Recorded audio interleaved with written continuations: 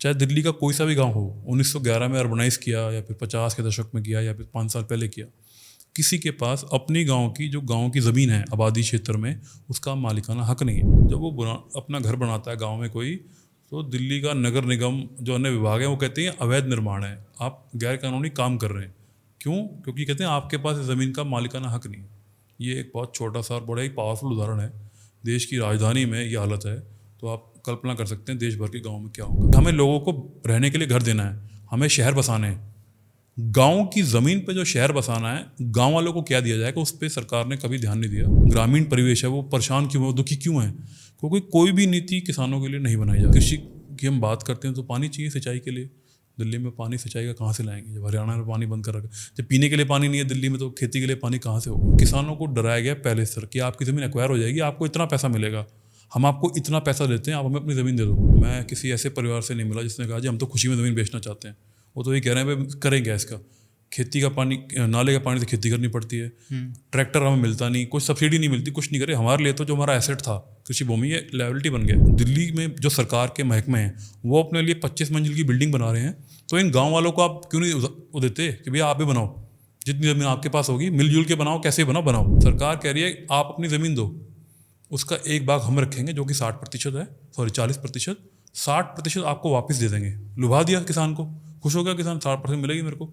लेकिन अगर आपको 60% पे कुछ करना है तो आप हमें पहले मार्केट के हिसाब से 2 करोड़ 2.5 करोड़ रुपए दो, तब आप उस पर कुछ कर सकते हो। अनप्लान्ड जो हम बात करते हैं दिल्ली में, आपने बताया मुखर्जी नगर में हो गया, क्या मुखर्जी नगर रहने के लिए नहीं बनाया गया था? जब वो रहने के लिए बनाया गया तो वहाँ पे कोचिंग इंस्टीट्यूट कैसे बन गए? तो इलीगल है ना। क्योंकि देश के जो बेशरम अर्बन प्लानर्स हैं ये आने नहीं देंगे। ये सरकार के साथ काम करके है, जो अंग्रेजी विदेशों से जो मॉडल लेके आ रहे हैं ये लोग, ये चाहते हैं गांव वो गलतियां करे जो हमसे पहले 150 साल पहले, 60 साल पहले विदेशों में हो चुकी है। बिकॉज देश का प्रधानमंत्री कोई योजना बना रहा, सोच समझ के बनाएगा, बिना सोचे समझे नहीं बना सकता। तो उसने एक योजना बना दी, पूरे देश में लागू हो रही है, लेकिन दिल्ली के गांव में उसको लागू नहीं किया जा रहा था। मैंने महसूस किया कि अगर इसको मैं आज नहीं बनाऊंगा तो गिर जाएगा। मेरे पास like there was a need.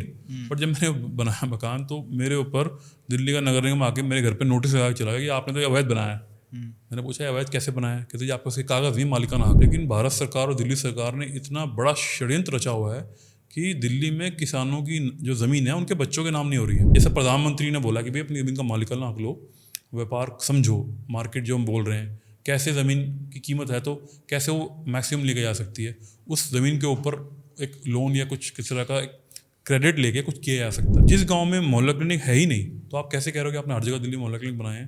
जबकि खुद ही कह रहे थे ना 5,000 से ज़्यादा की आबादी होगी तो मोहल्ला क्लिनिक बनाएंगे।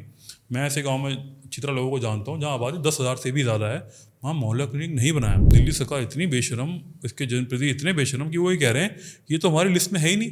जबकि वहाँ उद्घाटन करने वो मंत्री गया था जो जेल में है आज। ज़मीन की कमी नहीं है दिल्ली में, लेकिन सरकार जानबूझ के अस्पताल नहीं बना रही है, क्योंकि उनको पता है हमारा तो एक तरह से बिजनेस है। जहाँ हमारी वोट पक्की होगी वहाँ अस्पताल बनाएंगे हम। ये सिंधी भाषा के लिए आपने सिंधी अकेडमी बना दी, पंजाबी अकेडमी बना दी दिल्ली में, हरियाणवी अकेडमी के लिए आपने क्या किया आज तक? हेलो पारस भाई, कैसे हो? नमस्ते, मैं अच्छा हूँ। अपना थोड़ा इंट्रोडक्शन दे दीजिए।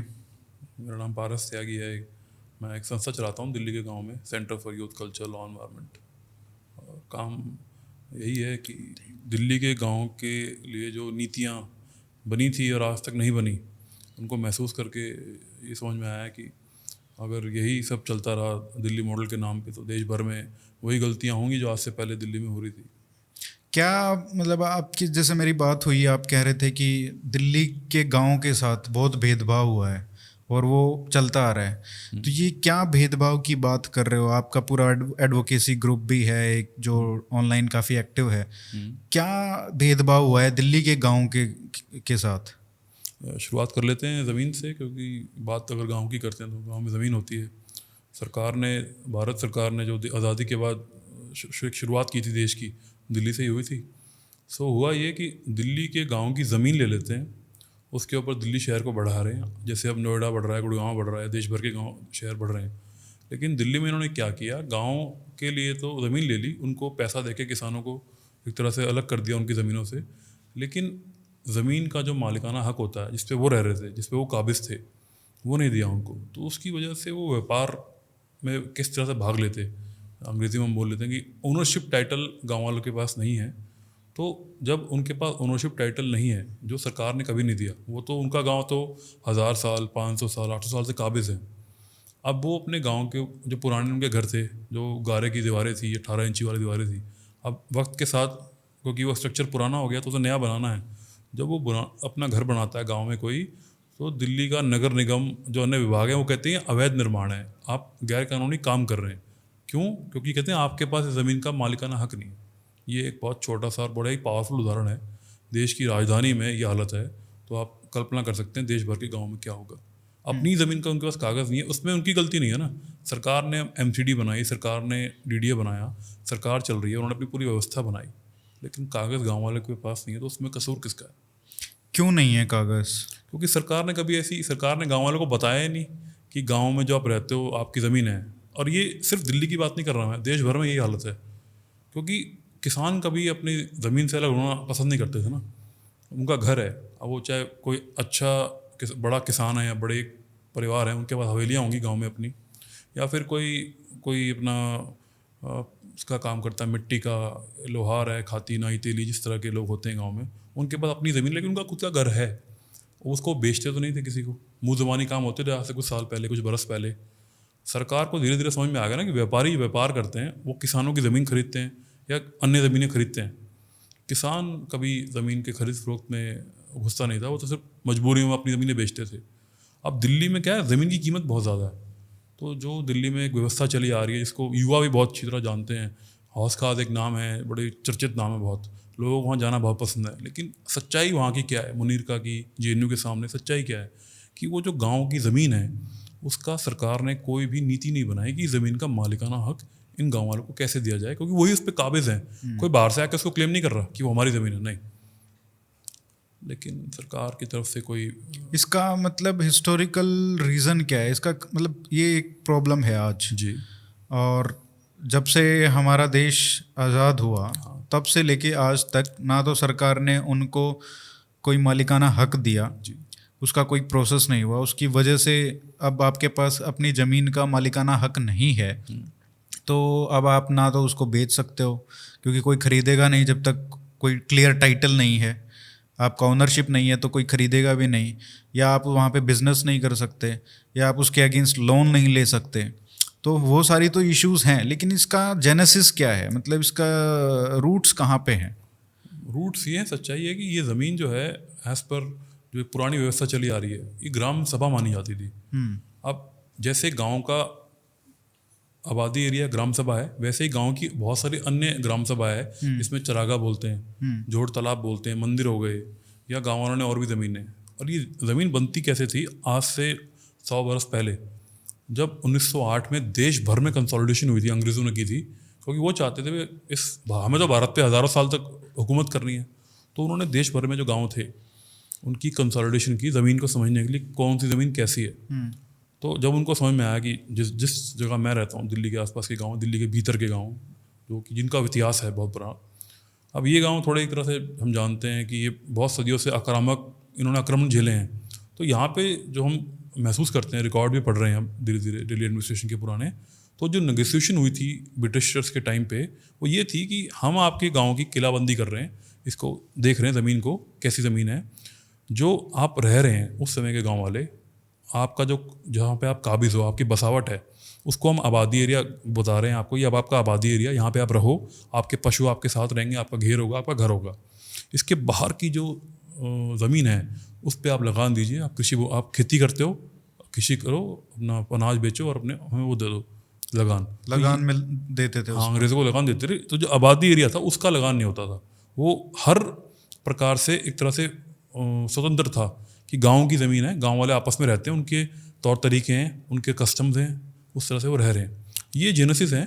और अब जैसे ये लाल डोरा वाला कंसेप्ट है क्या? जी हाँ, दिल्ली का लाल डोरा, पंजाब का लाल डोरा, हरियाणा का, हिमाचल का एक ही कानून के अंदर आता है, पंजाब लैंड रेवेन्यू एक्ट। अच्छा। लेकिन कम बात यह है जो लोग देश में नहीं समझने की कोशिश करते कि इसी तरीके से महाराष्ट्र, कर्नाटका, तमिलनाडु, क्योंकि देखिए हम बात करें India the land of villages, तो जिस प्रकार दिल्ली के गांव या आसपास के गांव, उसी प्रकार देश भर के गांव हम आबादी एरिया बोलते हैं। गुजरात में किसी और नाम से बोले जाते हैं, तमिलनाडु क्षेत्र में और कुछ बोला जाता है, लेकिन है वही गांव का एक, जहां गांव वाले रहते हैं अन्य जगह जहाँ पे वो खेती करते हैं। ये सच्चाई है। तो इसका अब आपने बताया लाल डोरा का कंसेप्ट ये ब्रिटिशर्स लेके आए थे और वही हमने कंटिन्यू किया है। अब जब दिल्ली में बसे, जब मान लीजिए पार्टीशन हुआ और लोग पाकिस्तान से यहाँ पे आए, तो कई नगर बसाए गए।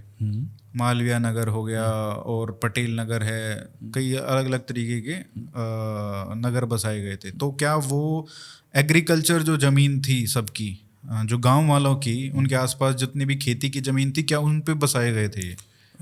जो कागज़ पुराना हमने पढ़े हैं उसमें एक तो सबसे वाली बात ये थी ना कि देखिए, जब हमें पता है कि दुर्भाग्य से बंटवारा हुआ देश के, कुछ लोग अपने गांव छोड़ के दिल्ली आए और उसी तरह से कुछ लोग दिल्ली छोड़ के वहाँ गए। तो कुछ ज़मीन तो वैसी है जो यहाँ से छोड़ के लोग गए थे, उनकी ज़मीनों में बना दिए गए, और कुछ सरकार ने ज़मीन किसानों से खरीद के ये नगर बनाए, और जो कि मेक शिफ्ट था। मतलब वहाँ पे लोगों ने घरों के निर्माण तो कर लिए थे आके, एक मेक शिफ्ट चला आ रहा था। कुछ लोगों को कागज प्रमाण पत्र देके, पर्ची देके कुछ ज़मीन दे दी कि आप यहाँ रह लो। वक्त के साथ वो आगे बढ़ते चले गए। सरकार और जो दिल्ली की व्यवस्था थी, उन्होंने उनकी मदद की। एक मिनिस्ट्री थी, मिनिस्ट्री ऑफ रिहेबिलिटेशन, जो उनके साथ थी, चाहे उनको बिजली देनी हो, पानी देना हो, स्वास्थ्य, अनाज, कुछ भी देना हो। तो ये उनके लिए एक व्यवस्था शुरू हो गई, जो कि आज के टाइम में मैं मानता हूँ कितना शॉकिंग है, क्योंकि वो मिनिस्ट्री आज के टाइम में मिनिस्ट्री ऑफ अर्बन डेवलपमेंट है। यानी देश में जो शहरीकरण हो रहा है उसकी रूट्स वहाँ से हैं कि हमें लोगों को रहने के लिए घर देना है, हमें शहर बसाने हैं। गांव की ज़मीन पे जो शहर बसाना है, गांव वालों को क्या दिया जाएगा, उस पर सरकार ने कभी ध्यान नहीं दिया। इसकी वजह से आज जो देश में हम मानते हैं ना कि जो ग्रामीण परिवेश है वो परेशान क्यों है, दुखी क्यों है, क्योंकि कोई भी नीति किसानों के लिए नहीं बनाई जा रही है। किसानों के लिए मैं सिर्फ उनकी खेती की बात नहीं करूँगा ना, वो रहते हैं, उनके लिए स्वास्थ्य भी ज़रूरत है, शिक्षा भी ज़रूरत है, और भी अन्य सुविधाएँ हैं, उस पर तो कोई ध्यान ही नहीं है। कल्चरल लाइफ जो हम बात करते हैं कि शहर में कल्चरल लाइफ है, एक सोशल लाइफ है, गांव की सोशल और कल्चरल लाइफ पे तो कोई बात ही नहीं है। अब बात ये आती है कि जब ज़मीन ली गई थी तो उसका मुआवजा दिया गया था, तो अब उससे ज़्यादा सरकार क्या करे? मतलब जो आपकी ज़मीन ले ली उसके बदले में आपको कंपनसेशन मिल गया। अगर आज भी आप अपनी ज़मीन दे देते हैं मान लीजिए, और उस पर मान लीजिए कल मॉल बन जाता है, तो आप उसका, आपका कोई अधिकार तो नहीं रहा अब उस पर। एक तो एक मतलब एग्रीमेंट हुआ है, आपने स्वेच्छा से दिया है वो, तो अब वो 50 साल बाद जब उसकी वैल्यू 50 गुना 100 गुना हो गई, तो उस पर अब किसानों का तो हक नहीं रहा ना, या उस एरिया का जिसने उस पर अपना राइट दे दिया, बेच दिया ज़मीन को, तो अब तो उनका राइट रहा नहीं। तो अब क्या कुछ, मतलब अब क्या इनका कंसर्न क्या है? उदाहरण बड़े अच्छे हैं देखिए दिल्ली में बताने को। सबसे पहले हम बात कर लेते हैं 1911 की कर लेता हूँ, क्योंकि देखिए मैं अकेला नहीं हूँ, दिल्ली के गाँव से बहुत से लोग हैं, बहुत से लोगों के कंसर्न हैं। जब ये दिल्ली बसाई गई थी 1911 में, अंग्रेज़ों ने ही बसाई थी। उस समय के गांव जो लुटियंस दिल्ली, जिसमें रायसेना गांव था, मालचा गांव था। आप इस बात को रियन मान के मतलब विश्वास शायद ना करें, क्योंकि जो कागज़ हैं वो देखें, उन गांव वालों को जो पैसा दिया गया था वो भी नहीं दिया गया आज तक। 100 साल गुजर चुके हैं, उन गांव वालों को पैसा नहीं दिया। वो गांव वाले बिखर गए, कुछ कहीं चले गए, कुछ कहीं चले गए। उन्हीं गाँव को क्योंकि वहाँ से विस्थापित करके, मान लीजिए कोई सोनीपत के पास चला गया, दिल्ली के बाहर या दिल्ली के अंदर, आउटर दिल्ली में, वहाँ पे पूरे पूरे गाँव को बसाया गया। उजाड़, ये उन गाँव को यहाँ से उजाड़ दिया गया था, वो अपने आप चले गए। सरकार ने उनके लिए कुछ नहीं किया। अच्छा। ना उनका पैसा दिया, ना उनको ज़मीन दी रहने को। कहीं कहीं किसी को दी, तो जो चला गया, अब वो बहसे गए किसी कारण, वो चले गए। बहुत से किसान ऐसे थे जिन्होंने पैसा नहीं लिया था और ट्रेजरी में जमा रह गया और आज तक उनको नहीं मिला है। उन लोगों ने मुकदमे भी लड़े, लेकिन सरकार ने ऐसे तथ्य पेश किए कि लोगों को तोड़ दिया, और उनके बारे में जो सच्चाई थी वो मेन स्ट्रीम में नहीं आने दी। ये वो गांव 1911 वाले। और जो उसके बाद के गाँव हैं, जैसे आपने कहा कि किसानों की ज़मीन तो ले ली, उनको पैसा दे दिया, लेकिन सबसे, आप विश्वास कीजिए 1950 के दशक में जो देश में लिटरेसी थी, उस समय अगर किसान को पैसा दिया होगा तो उन्होंने किया क्या होगा उस पैसे का? क्या सरकार ने बताया था कि भाई आपकी ज़मीन के आसपास ये बस जाएगा? तो वो क्या कर सकते थे? वो तो सरकार को ही नहीं पता था, सरकार को ही नहीं पता था। तो मेरा मानना ये है, जो गलतियां उस समय सरकार ने की और किसानों ने की, आज अगर वो गलती हो रही तो उसकी जिम्मेदारी किसकी है? आज सरकार है, किसान है, और एक हमारा देश का जिसे हम बुद्धिजीवी वर्ग बोलते हैं, सिविल सोसाइटी बोलते हैं, शिक्षक बोलते हैं, एकेडमिया बोलते हैं, ये तो बिल्कुल चुप्पी साधे हुए हैं इसके ऊपर। और ये कंसर्न का मुद्दा इसलिए है कि जब आपने कहा गांव में किसान की ज़मीन ले ली, उसको पैसा दे दिया, वो एक अपने आप में इशू है कि वो पैसे का क्या करेगा, कम है ज़्यादा है, उस पर मैं आऊँगा। लेकिन जो गांव के भूमिहीन होते हैं, जिनके पास, जो किसानों के खेतों में काम करते हैं, जो गांव का एक तरह से माली होता है, खेत नाई होता है, और जो उसका मिट्टी के बर्तन बनाते हैं, ऐसी जो अन्य जातियाँ हैं जो किसानी से जुड़ी होती हैं, they are basically assistant farmers, assistant to the farmers, जो उनको हेल्प करते हैं, उनके बारे में तो कोई नीति नहीं है। जो हम बात करते हैं सोशल इक्वालिटी की, इतने बड़े बड़े बुद्धिजीवी हैं जो किसानों की बात करते हैं, किसान हितैषी हैं, मतलब खुले में ऐसे भाषण देते हैं कि हम तो मर मिटने के लिए तैयार हैं किसानों के लिए, आज तक चुप हैं, कोई नीति नहीं बनाई। भूमिहीन कहाँ जाएगा जब उसकी गाँव की ज़मीन पर शहर बस जाएगा। और बड़ा कंसर्न शायद ये भी है कि जो मॉडल पहले था, जो जिस बेसिस पे आप कह रहे हैं कि दिल्ली के गांवों के साथ उनका नामो निशान मिट रहा है, उसी की पॉलिसी को आज कोई भी नया शहर है, जैसे नोएडा है जी, अभी ये तो पिछले 20 साल की कहानी है, वहाँ पे भी यही लागू हो रहा है पॉलिसी। यही सच्चाई है। और इन उदाहरण भी देखिए कितने ज़्यादा खतरनाक हैं, भयभीत करने वाले हैं। देश में हम मानते हैं आज क्लाइमेट चेंज, पर्यावरण की बात हो रही है, लेकिन जब आपने दिल्ली में गाँव की शहरीकरण किया, ना उन्हें सीवरेज दिया ना कुछ दिया, आपने तब तक नहीं दिया जब तक आपने गाँव की ज़मीन पर शहर नहीं बसाया। ये नीति थी आपकी, आज भी चल रही है। अब नोएडा में अभी पिछले साल की खबर बनी ना कि अब हम नोएडा में जो गांव है वहाँ सीवरेज डालेंगे। तो यानी जो गांव आपने पिछले 15-20 साल में एक्वायर करके छोड़ दिए, जहाँ गंदगी आ गई, बहुत सारे इश्यूज क्रिएट हो गए, अब आप सीवर दे रहे हो। अब आप कह रहे हो हम कूड़े के निपटारण के लिए हमें कुछ करना चाहिए, जबकि वो गाँव थे जो अपने कूड़े के निपटारण के लिए खुद कुछ कर रहे थे। गाँव में तो कोई प्लास्टिक था नहीं, सब बाहर से आया है। मैं तो उस गाँव से हूँ जहाँ पे बड़े होते हुए हमने अपनी आंखों से देखा ना, वो कपड़े का बैग, जूट का बैग ये इस्तेमाल होता था, फिर प्लास्टिक आया है। तो हमें तो आपने उस लूट में शामिल कर लिया, इसके आप भी भाग हैं सरकार की व्यवस्था। मैंने दिल्ली के नगर निगम को चिट्ठी लिखी, मैं एक ऐसे गांव से हूँ, शहरीकृत गांव है, हमें समस्या हो रही है प्लास्टिक को मैनेज करने में, कांच को, सब कुछ, लेकिन मेरे साथ जो मेरे साथी जुड़े हुए हैं दिल्ली के खेती हो रहे गाँव से, यानी कृषि से जुड़े गाँव हूँ, मैंने सरकार को सिर्फ एक उदाहरण दिया था कि देखिए इन गाँव में तो खेती हो रही है, यहाँ प्लास्टिक अभी आ रहा है, आप यहाँ पे कंपोस्टिंग क्यों नहीं करते, जो यहाँ का जैविक खाद बन जाएगा ना, जैविक जो हमारा गीला कचरा है उससे हम खाद बना लेंगे और उसको इस्तेमाल कर लेंगे। आप जैसे बात कर रहे थे दिल्ली के गांव के बारे में कि जैसे कोई बाहर का व्यक्ति हो, दिल्ली के बाहर, मान लीजिए कोई मुंबई से है, चेन्नई से है, साउथ इंडिया से है कोई, तो उनको आश्चर्य होगा कि दिल्ली में भी गाँव हैं जिनमें खेती होती है आज। तो उसके बारे में थोड़ा बताइए। जी, मैं मानता हूँ इसमें सारा दोष तो उन्हीं लोगों का है जिन्होंने उन गाँवों का साथ छोड़ दिया जिनका साथ भारत सरकार ने खुद मांगा था। उदाहरण है, जब हम बात करते हैं देश में हरित क्रांति की, कि हरित क्रांति के बीज बोए गए, इसीलिए आज भारत अंडा जो उसमें अन्न है उसमें इतना है कि अपने सारे देशवासियों का पालन पोषण कर सकता है। लेकिन 1960 के दशक में ये हमारी स्थिति नहीं थी, देश में भुखमरी थी। तो उस समय जो बुद्धिजीवी वर्ग और सरकार एक साथ आए, प्रशासन साथ आया, तो उन्होंने जो बीज मंगाए थे विदेश से, जिन्हें बोना जाना था देश में ताकि खेती अच्छी हो सके और हम अनाज उत्पन्न कर सकें, पहला गांव जहाँ पे हरित क्रांति का बीज बोया गया वो दिल्ली में है, जिसका नाम है जॉन्टी। जॉन्टी? जी हाँ, ये दिल्ली के नॉर्थ वेस्ट में आता है। आज भी इस गाँव में खेती हो रही है। अचंबा ये है कि उस समय तो यहाँ पे गेहूँ करना था हमें ज़्यादा, इसलिए खेती की चलन चल गया। सरकार ने भी गाँव वालों की मदद की, गाँव वालों ने खुशी से, मतलब आप खुद कल्पना कीजिए ना, 1960 का दशक, किसान मना भी तो कर सकता था, नहीं जी मैं नहीं दे रहा, मेरा खेत है, मेरा खेत खराब हो गया तो। लेकिन उस समय के लोग जो प्रशासन के थे या फिर उनकी कोई एक मोटिवेशन रही होगी जिस वजह से वो कन्विंस कर पाए, क्योंकि ये गांव अब सेंट्रल दिल्ली से या जो मिनिस्ट्री ऑफ एग्रीकल्चर है वहाँ से काफ़ी दूर है, इसके बीच में बहुत सारे गाँव आते, लेकिन क्या कारण रहा कि वो, तो एक तरह से it has become a special village Jonty, जहाँ पे हरित क्रांति की शुरुआत हुई। लेकिन सब हम बात करते हैं हरित क्रांति की, सब जगह पंजाब में छाया हुआ है। और आपके सामने मैंने एक उदाहरण दिया दिल्ली, बहुत ही अपने आप में एक चैलेंजिंग सिनेरियो, क्योंकि आज की स्थिति इतनी गंदी है कि अब वहाँ पे किसान खेती नहीं करना चाहता। कृषि की हम बात करते हैं तो पानी चाहिए सिंचाई के लिए, दिल्ली में पानी सिंचाई का कहाँ से लाएंगे जब हरियाणा में पानी बंद कर रखा, जब पीने के लिए पानी नहीं है दिल्ली में, तो खेती के लिए पानी कहाँ से होगा। उस क्षेत्र में दुर्भाग्य से आज भी एक बड़े पैमाने पे खेती होती है नाले के पानी से हो रही है, क्योंकि किसान मजबूर है। सरकार ने कोई व्यवस्था ही नहीं बनाई कि किसान को खेती करनी है, उसका ग्राउंड वाटर लेवल जो है वो तो सरकार ने जानबूझ के उनको पहले बोला, उकसाया कि आप ग्राउंड वाटर ले लो और अच्छी खेती करो, कृषि धान उगाओ, गेहूँ उगाओ। वो लगे रहे, 60, 70, 80 का दशक आते आते पानी नीचे चला गया, ग्राउंड वाटर डिप्लीटेड।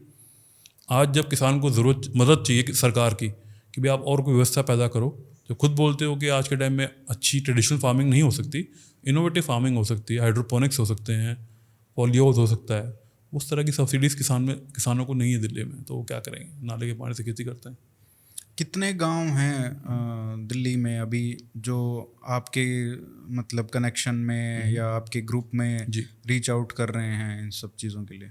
जी 250 से ज़्यादा गांव हैं जहाँ पे एक तरह से आजकल व्हाट्सएप ग्रुप्स हैं, फेसबुक के ग्रुप्स हैं और मिलना जुलना हो जाता है काम काज के थ्रू। तो 250 गाँव 296 तक हमारे गांव टच हो चुके हैं 360 में से, यहाँ से लोग एक साथ जुड़े हुए हैं इन चैलेंजेस को महसूस करते हुए। मैं एक गांव से आता हूँ ऐसे और अन्य गांव से लोग आते हैं, सबके कॉमन चैलेंजेस हैं, कुछ सिलेक्टेड चैलेंजेस गांव के भी हैं, लेकिन अब गांव वाले जुड़ रहे हैं। जैसे आपको उदाहरण दिया था कि भाई चाहे दिल्ली का कोई सा भी गांव हो, 1911 में अर्बनाइज़ किया या फिर 50 के दशक में किया या फिर 5 साल पहले किया, किसी के पास अपनी गांव की जो गांव की ज़मीन है आबादी क्षेत्र में उसका मालिकाना हक नहीं है। आपने जैसे बताया ना किसान को ज़मीन बेचनी पड़ती है, मैं उसी पे आना चाहता था। देखिए दिल्ली में जो ये हम बात करते हैं आलिशान घर बन गए हैं, कुछ अन्य तरह की व्यवस्था पैदा हुई है, ये कृषि भूमि पे तो हुई है, चाहे वो अवैध निर्माण हो, चाहे वो फार्म हाउस हो, चाहे वो कोठियाँ हो, कुछ भी हो। जिन लोगों ने किसानों की ज़मीन उनसे छीनी उन्होंने करा है। कुछ चुनिंदा किसान कर पाए, लेकिन जो बाकी मेजॉरिटी है वो तो आज भी जीपीए में चल लेकिन रही है। छीनना क्या सही वर्ड नहीं है ना? नहीं, छीनना ज़रूरी इसलिए है क्योंकि दिल्ली के गांव की स्थिति ऐसी है, एक भाग में तो एक्विजिशन हुआ है लैंड का, सरकार ने पैसा दिया, किसान ने ज़मीन दे दी, किसानों को पैसा दिखाया गया। पैसा 50 60 के दशक में था ही नहीं पूरे देश में, तो इनको पैसा दिखाया तो ये उसकी तरफ आकर्षित हो गए। उसके बाद क्या हुआ, जो व्यवस्था दिल्ली में थी व्यापारियों की जो बाहर से आए, उन लोगों ने समझ लिया कि अब दिल्ली बढ़ रही है, जो 40 के दशक में थी अब वो नहीं रही। 20 साल 30 साल बाद एक्सपेंशन हुआ, ऐसा एक्सपेंशन दोबारा होना था। तो देश भर से जो लोग दिल्ली में रह रहे हैं उनकी ज़मीनों को किसानों को डराया गया पहले स्तर कि आपकी ज़मीन एक्वायर हो जाएगी, आपको इतना पैसा मिलेगा, हम आपको इतना पैसा देते हैं, आप हमें अपनी ज़मीन दे दो। तो वो था डर, किसानों ने अपनी ज़मीन दे दी। फिर जब उन्होंने देखा कि ये तो अच्छा व्यापार है, सरकार तो बहुत कम पैसे देती है, थोड़े ज़्यादा पैसे मिलेंगे, जिन्हें हम दिल्ली में बोलते हैं कच्ची कॉलोनियाँ, जिनको सरकार वोट बैंक के तौर पे इस्तेमाल करती है और उन्हीं का शोषण करती है बाद में। ये है कारण। कच्ची कॉलोनियों का क्या कॉन्सेप्ट है? अब देखिए आपने कहा कि जैसे जो गांव हैं उनके रेगुलराइजेशन नहीं हुआ है, ओनरशिप का रिकॉग्निशन भी नहीं है, आइडेंटिफिकेशन भी नहीं है और रेगुलराइजेशन भी नहीं है। लेकिन जो कच्ची कॉलोनियां हैं या इलीगल जो सेटलमेंट्स हैं उनमें और इनमें क्या डिफरेंस है as far as ownership is concern? क्या मतलब डिफरेंस क्या लगता है इसमें? डिफरेंस ये है कि 3 साल पहले भारत सरकार और दिल्ली सरकार, जो आज सुप्रीम कोर्ट में देश के सर्वोच्च न्यायालय में लड़ रही हैं कि हमें दिल्ली में सुविधा देनी है, हमें आप कानून की हेल्प दे दो, हमारे अंडर अधिकारी होगा तो हम विकास कर पाएंगे। इन लोगों ने, दोनों सरकारों ने क्या किया, आज दिल्ली में जो कच्ची कॉलोनियाँ हैं उनको मालिकाना हक, यानी किसी ने दिल्ली में ज़मीन पे आके, चाहे वो सरकारी ज़मीन हो, उस पर कब्जा कर लिया, गांव की ग्राम सभा की ज़मीन उस पर कब्जा कर लिया, और अपनी कृषि भूमि पे किसी ने या किसी को बेच दिया, काट दिया, उस पर अवैध निर्माण कर दिया। सरकार ने उनको रिकॉग्नाइज कर दिया एज अ पॉलिसी कुछ 4 साल पहले। जिस गांव का इतिहास 1000 साल से पुराना है, 400 500 1000, उनके पास वो कागज़ नहीं बनाए सरकार ने। लेकिन जो कच्ची कॉलोनियाँ हैं, मतलब अवैध निर्माण, बहुत भीड़ी भीड़ी गलियाँ, वहाँ पे फायर का कोई टेंडर नहीं जा सकता, व्हीकल नहीं जा सकता, पानी सीवरेज लाना बहुत मुश्किल है, पैसा सारा खर्च होगा, फायर ट्रेजेडीज़ हो सकती हैं, कुछ भी हो सकता है, बिजली के खंभे सीधे नहीं जा सकते। सरकार ने उनको कागज़ पे एक सर्टिफिकेट बना के दिया है। मजाक किया उनके साथ, क्योंकि वो सर्टिफिकेट मैं बैंक्स में कहीं देख रहा हूँ वैल्यूएबल नहीं है, कोई खुद को पूछ नहीं रहा है। ये सबसे बड़ा उदाहरण है। तो क्या वो बेच भी नहीं सकते? फिर बेच तो सकते हैं, दिल्ली में हर जगह जनरल पावर ऑफ अटर्नी एक ऐसा टूल पैदा कर दिया कि कोई भी किसी को ज़मीन बेच सकता है, कितनी बार भी बेच सकता है। इससे बड़ा शर्म का कितनी बार मतलब? दिल्ली में ऐसा है ना कि जैसे मैंने आपको बताया ज़मीन की कीमत इतनी ज़्यादा है, तो सरकारी व्यवस्था में जो प्रशासन के भ्रष्ट अफसर हैं और नेता जननेता हैं, राष्ट्र चुने हुए जनप्रति हैं, इन लोगों ने ज़मीन को लेके एक ऐसा भ्रम फैलाया हुआ है। मैंने आपको ज़मीन बेची अपनी जीपीए पे, जनरल पावर ऑफ अटर्नी, जिस व्यक्ति ने बेची उसके बाद उसी व्यक्ति ने दोबारा किसी और को बिकवा देते हैं ज़मीन, तीसरे व्यक्ति को, चौथे व्यक्ति को। इस तरीके के चाल चलन भी दिल्ली में शुरू हो गए हैं, जो गलत गतिविधियाँ होती हैं, एंटी सोशल एक्टिविटीज़, और फिर इसके डिस्प्यूट्स होते हैं, कोर्ट में चलते हैं केसेस बहुत सारे, पुलिस थाने में चक्कर कटते हैं। लीगली हम यही बोल सकते हैं जिसने पहले बेची उसकी है, बाद में जो बिकी हैं वो इलीगल है। और आप ये देखिए ना, जिन बेचारों ने ज़मीनें खरीदी उन्हें थोड़ा ना पता रहा कि दिल्ली में ऐसा भी होता है। तो ये अब दिल्ली के बाद आप देखिए देहरादून, आप किसी शहर में जाइए जो बढ़ रहा है, सब जगह यही चल रहा है। सरकार क्यों नहीं जीपीए को इनवैलिड करती? करा उन्होंने अपने मतलब के लिए, जब उनको समझ में आ गया कि इससे तो मारकाट बढ़ सकती है, लेकिन आज भी जीपीए चल रहा है, तो सरकार इसको रजिस्टर करती है। जबकि उनको नहीं करना चाहिए। अगर ये गाँव को ही नियमित कर देते कि भाई गाँव की ज़मीन पक्की ज़मीन है, इसी पे निर्माण अवैध है, वैध है, मतलब यहीं पे निर्माण हो सकता है, किसी भी भूमि पे करोगे तो अवैध होगा, हम उसको मानेंगे नहीं, तोड़ देंगे। जैसे गुड़गांव में तोड़ा जा रहा है, नोएडा में तोड़ा जा रहा है, क्यों तोड़ रहे हैं? क्योंकि पहले तो ये करवाते हैं इस अवैध निर्माण को, वोट बैंक पक्के करते हैं, जब मन चाहता है तहश में आके अपने आप को बड़ा दिखाने के लिए या तो भारत सरकार तोड़ेगी उनको या फिर राज्य की सरकार तोड़ेगी। तो इसमें क्या अब दिक्कतें आ रही हैं जो गांव में लोग रह रहे हैं? अब तो उनके आसपास इतनी समृद्धि आ गई है, अब इतने उनके ज़मीनों के रेट, जो उनके खुद के गांव में ज़मीनें हैं उनके रेट इतने बढ़ गए हैं। उसके बाद जो किराया अब सबने 4-4 मंजिला बना लिया है, वहाँ पे किराएदार रहते हैं, उनसे पैसे लेते हैं रेंट के, और वो सब पूरा इकोनॉमी चल रहा है। अब दिक्कतें क्या क्या आ रही हैं लोगों को? सबसे पहले आपने बताया ना कि किराया लेते हैं, 4 मंजिल का किराया लेते हैं, कमरे हैं। अब आप इस बात को अच्छी तरह जानते हैं कि हम बात कर रहे हैं गाँव की, किसानों के बच्चे होते हैं भाई, जिसका एक है या एक के बाद एक चला आ रहा है। अब हम किसान तो रहे नहीं जी, जो दिल्ली के गांव में किसान आउटर दिल्ली में ही हैं जी, जो अंदर है, जैसे आपका गांव है विकासपुरी में है, तो वहाँ पे कोई खेती तो होती नहीं है। जी नहीं। तो अब वो तो नॉर्मल रेजिडेंट है, कोई नौकरी कर रहा है, वो भी ऐसे ही शहरों में जैसे लोग रहते हैं। लेकिन समस्या उनके साथ ये हुई ना कि जब उनकी ज़मीन ली गई थी तब दिल्ली और थी, आज दिल्ली और है, तो उनको कभी इक्वल अपॉर्चुनिटीज़ नहीं मिली थी। अगर हम बात किसान की ज़मीन लेकर उसको पैसा दे दें, अगर हम आज के टाइम में उस पैसे को समझेंगे कि जब उस किसान को पैसा दिया गया, उसके 3 बच्चे थे, 6 बच्चे थे, 8 बच्चे थे, क्या वो पैसा सफिशिएंट था उन सब बच्चों के पालन पोषण के लिए करने के लिए? तो उस समय जो कंपनसेशन रेट था, अगर वो इतना सफिशिएंट नहीं था तो क्या उनके पास ऑप्शन था कि उसको रिजेक्ट कर दें वो? क्योंकि मुझे जो लगता है कम से कम 15-20 साल पहले मैं देखता हूँ जिन लोगों को मैं जानता हूँ उन्होंने तो बहुत खुशी खुशी अपनी ज़मीनें बेची हैं क्योंकि अच्छा रेट मिल रहा था उस समय।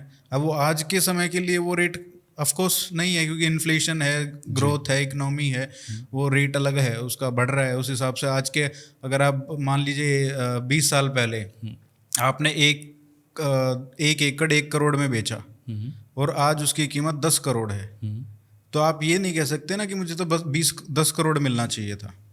उस समय के हिसाब से तो बहुत अच्छा पैसा था ना। इस बात में बिल्कुल सच्चाई है, लेकिन मैं तो यही चाह रहा था ना कि वो जो 1 एकड़ जो 1 करोड़ में बिकना था, वो 1 एकड़ क्यों दे?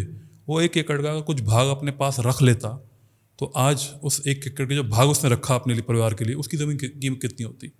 तो जो सोल्यूशन हमने माना कि 50 साल पहले भी गलती हुई और आज भी वही गलती हो रही है, वो ये है जो सिर्फ दिल्ली के लिए नहीं, देश भर के गाँव के लिए गलत हो रहा है। किसान की सारी ज़मीन या तो एक्वायरमेंट में जा रही है या फिर किसान की ज़मीन जो व्यापारी वर्ग उनसे छीन रहा है एक बारी में, वो किसान को एक तरह से ल्योर कर रहा है कि अपनी ज़मीन दे दो, यही उसकी दाम है। उस 1 एकड़ की ज़मीन की कीमत 1 करोड़ 2 करोड़ किसने लगाई? व्यापारी ने लगाई, सरकार ने अपने तौर तरीके से कि इसकी मार्केट प्राइस ये बनती है। बट पॉलिसी तो ऐसी होनी चाहिए कि देखिए जो 1 करोड़ में ज़मीन ना लेगा वो उसके ऊपर कोई अच्छा व्यापार करके 10-100 गुना बढ़ाएगा ना। तो मैं चाहता हूँ 1 एकड़ या फिर 1 बीघा जितनी भी, क्योंकि देखिए दिल्ली में हमने जो लैंड ओनरशिप स्टडी की है 223 गाँव की, दिल्ली में 98% फार्मर्स के पास 1 एकड़ ज़मीन नहीं है, उससे कम ज़मीन है, 1 बीघा 2 बीघा, 1000 गज 2000 गज, और वो किसान परिवार है, वो उसमें सरसों का थोड़ा बहुत बो लेते हैं, अपने पशु रख लेते हैं। अगर उस ज़मीन के अभी 6 हिस्से होने हैं, 12 हिस्से होने हैं, 18 हिस्से होने हैं, तो उनके पास नीति उनकी ये आनी चाहिए ना तो उनकी ज़मीन को एक्वायर किया जाए, क्योंकि उससे जो पैसा आएगा मार्केट प्राइस के अकॉर्डिंग वो 18 हिस्सों में बटेगा, तो किसान के हाथ में कुछ नहीं आएगा, 12 हिस्सों में बटेगा। तो या फिर व्यापारी उस ज़मीन को लेता है तब भी उनके लिए सफिशिएंट नहीं है, वो 4 गुना ही तो देगा, 6 गुना। लेकिन उसमें सरकार क्या कर सकती है? अगर कोई अपनी ज़मीन किसी और को, तीसरे आदमी को दे रहा है, खुशी खुशी दे रहा है, तो उसमें सरकार की तो कोई वो नहीं है ना, इंटरफेरेंस। मेरे पर्सनल एक्सपीरियंस में जिन लोगों से मैं मिला हूँ, मैं किसी ऐसे परिवार से नहीं मिला जिसने कहा जी हम तो खुशी में ज़मीन बेचना चाहते हैं। वो तो ये कह रहे हैं भाई करेंगे इसका, खेती का पानी, नाले का पानी से खेती करनी पड़ती है, ट्रैक्टर हमें मिलता नहीं, कुछ सब्सिडी नहीं मिलती, कुछ नहीं करे, हमारे लिए तो जो हमारा एसेट था कृषि भूमि ये लायबिलिटी बन गया है। तो जब मैंने सारे तथ्यों को समझा, हमने एक प्लान बनाया, इसको हम बोलते हैं विलेज डेवलपमेंट प्लान। हमें अर्बन प्लानिंग के टूल्स ही पढ़े हैं कि जब गाँव की ज़मीन पर शहर बसाया जाता है कैसे बसता है। सारी ज़मीन ले लेते हो, कहीं आप बोलते हो रेजिडेंशियल बनेगा, कहीं बनेगा कमर्शियल, कहीं बनेगा इंडस्ट्रियल, कुछ बनाएंगे हम, शहर बसाएंगे दिल्ली के गाँव, विकास। एक गाँव की ज़मीन लिए बोलेंगे जो विकास करेंगे, विकास पूरी बसाएंगे।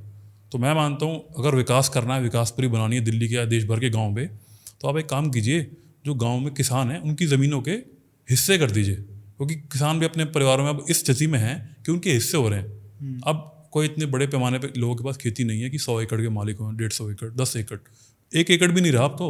जो हम सुनते आए हैं 2 बीघा ज़मीन, अब 2 बीघा की जगह किसान परिवार पर 1 बीघा ज़मीन आ गई, 1000 गज।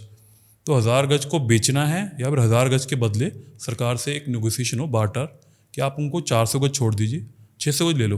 अगर आपको नहीं, ऐसे मान लीजिए वहाँ पे कोई कॉलोनी बसानी है, तो अगर सब कोई ऐसे बोलेगा कि आधा मैं रख लेता हूँ, आधा सरकार, वो तो किसी यूज़ का भी नहीं रहेगा ना। ऐसी इस बात में सच्चाई नहीं है, क्योंकि दिल्ली में एक कॉन्सेप्ट होता है, इसको बोलते हैं एक्सटेंशन ऑफ लालडोरा।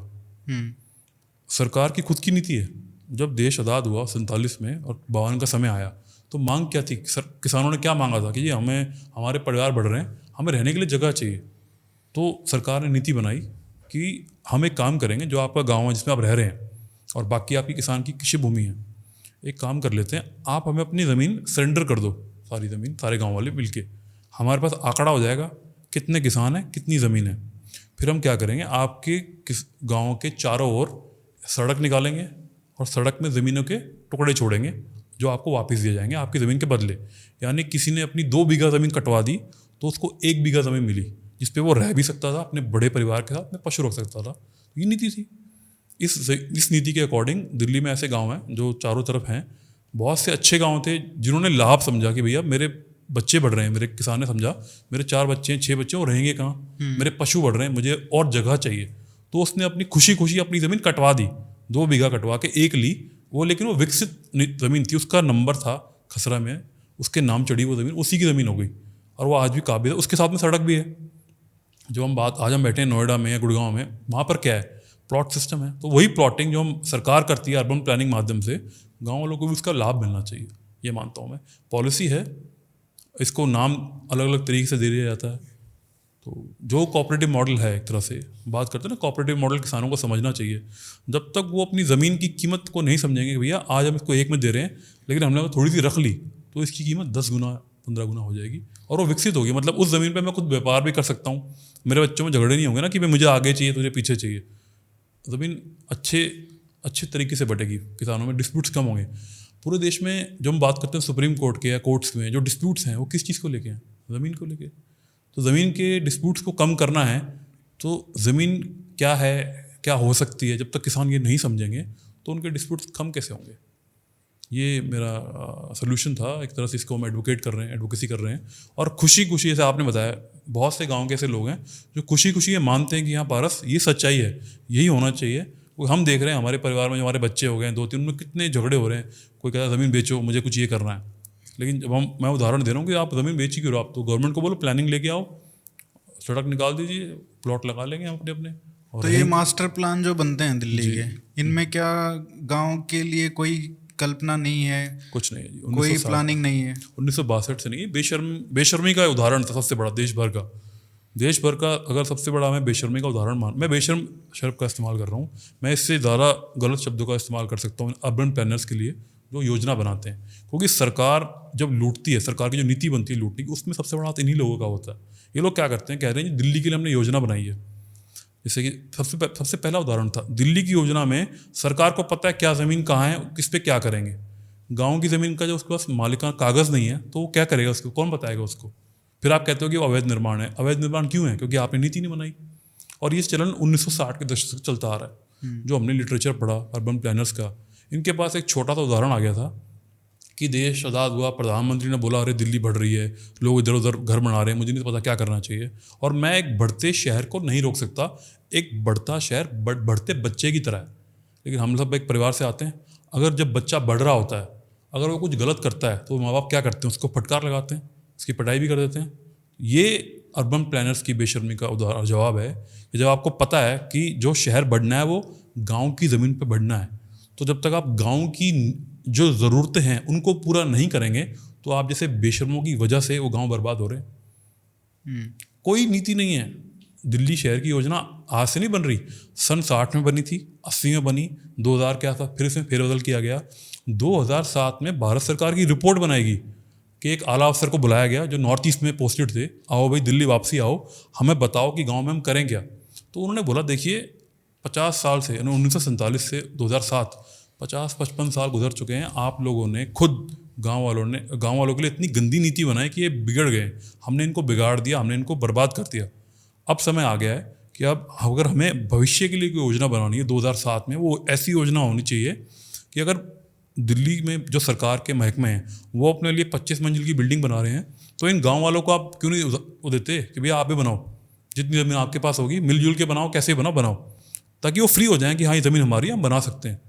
तो ये विश्वास, ये टूल्स और इस तरह का सपोर्ट सिस्टम उनको दिया नहीं गया, जिसकी वजह से वो बर्बाद हो गए।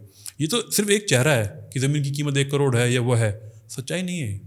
सच्चाई में तो उनको लूटा जा रहा है। 4 मंजिल में वो रहें, 25 मंजिल में दूसरा व्यक्ति रहे, ये कहाँ तक सच्चाई है?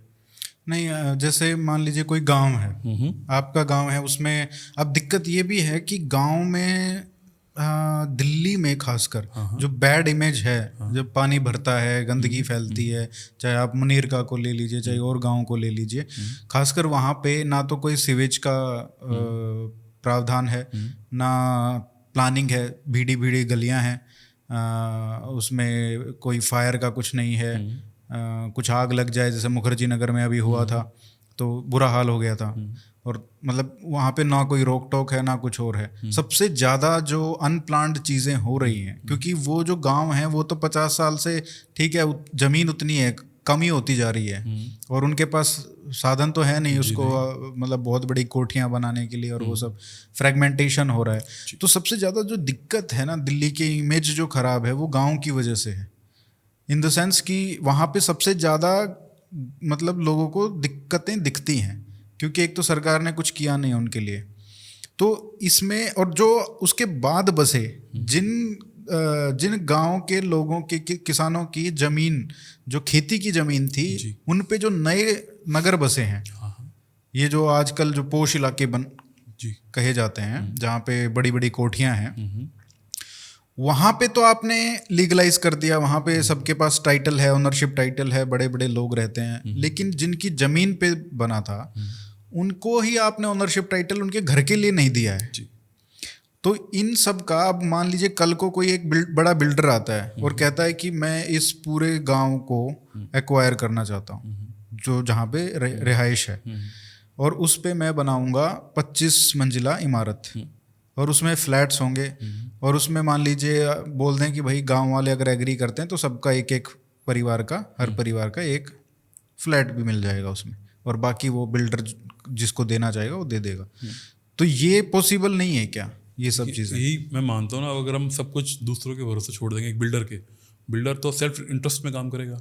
ये जो नहीं, हम ये मानना भी तो गलत है ना कि वो अपने सेल्फ इंटरेस्ट में काम करेगा। ठीक है, वो तो भाई अपना पैसा लगा रहा है, इन्वेस्टमेंट लगा रहा है, तो करेगा वो अपने इंटरेस्ट में, लेकिन उससे आपका भी तो भला हो रहा है। लेकिन जो परिवार उस गांव में रह रहे हैं, उनके बंटवारे, उनके फ्रेगमेंटेशन किस तरीके के हैं, उसकी समझ तो नहीं है ना। वो तो यही कहेगा जी मुझे सारी ज़मीन दे दो आप, तब मैं कर सकता हूँ, अदरवाइज किसी के लिए पॉसिबल नहीं है।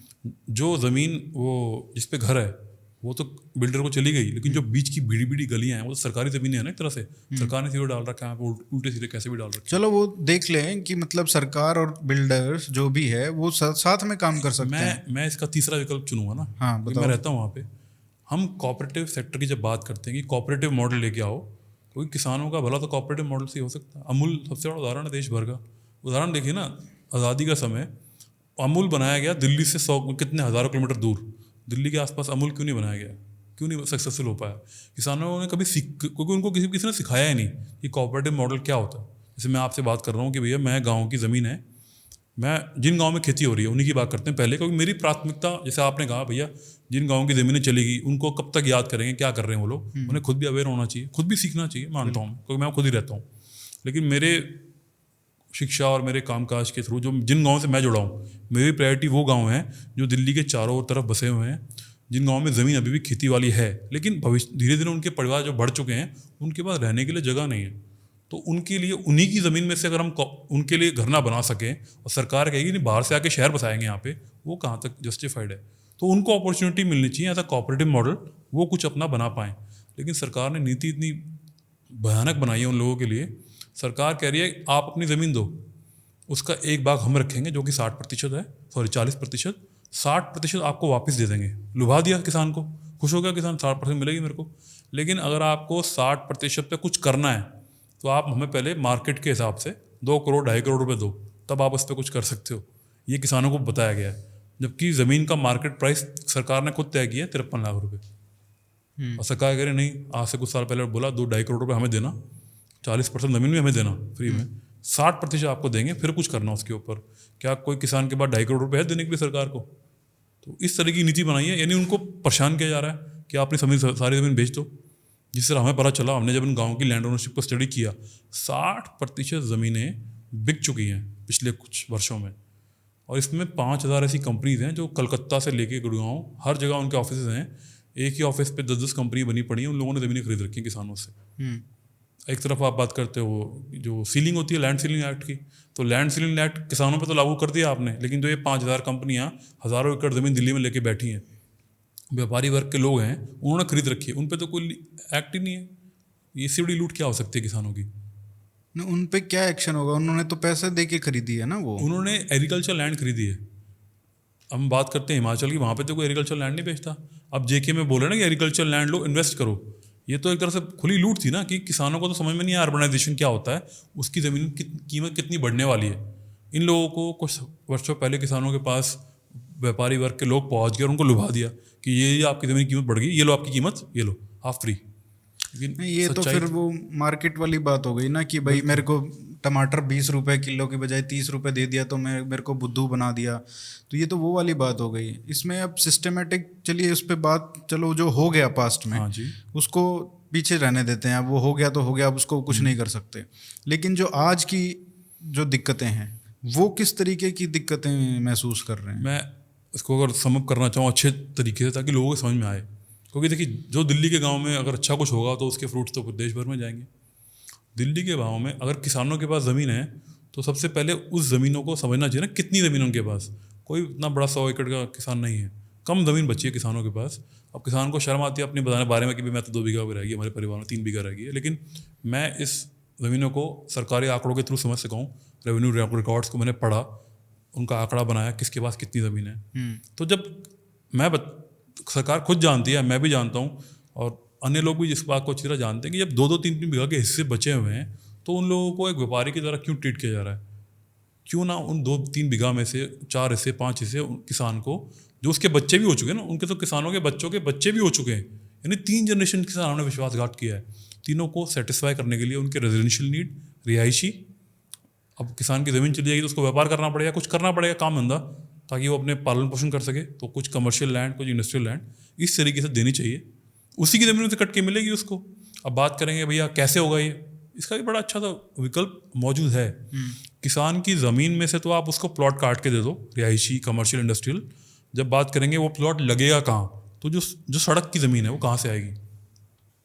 हर गांव में ग्राम सभा की ज़मीनें होती हैं, जो किसानों ने अपनी ज़मीन कटवा के बसा रखी है। हर गांव में 100 एकड़ 150, किन गाँव में बहुत ज़्यादा हैं। तो वो ज़मीन एक ग्रामीण गांव में इस्तेमाल हो रही थी झोड़, तालाब, चरागाह के लिए। अब जब आप कह रहे हो इस गांव की ज़मीन पे शहर बसेगा, तो शहर बसेगा तो ग्राम सभा का क्या होगा? ग्राम सभा उस गांव के इस्तेमाल में आनी चाहिए।